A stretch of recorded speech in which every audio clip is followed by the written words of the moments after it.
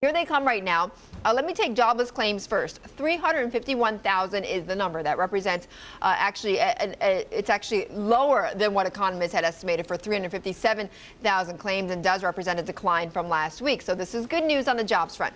Producer prices also coming in 0.4% as a headline number, pretty tame, below forecast for core PPI, also pretty much coming in bang in line with estimates. And Empire Manufacturing, by the way, a little bit higher than expectations. So some good news there in the economy, at least for this region. Mike, what is the big picture here for all this data? An improving economy?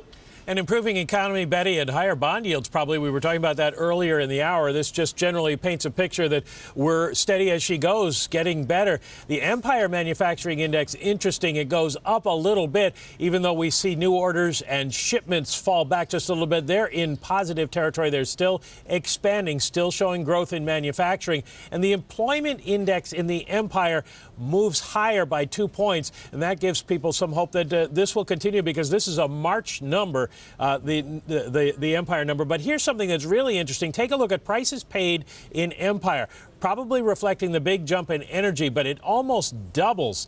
And whether we see an effect in the inflation expectations indexes going forward is an interesting question. We certainly didn't see it in PPI. The PPI comes in as expected, a little bit lower on the headline. That's good news. The core rate doesn't rise very much, and most of what we see in the headline rate is because of a big rise in gasoline prices. And then, of course, we wrap it up with jobless claims unexpectedly falling by 14,000, again telling the story that companies are no longer laying off people, and this is the level at which you see them start to add. So maybe we've had a couple of months of extremely strong job growth, and that may continue.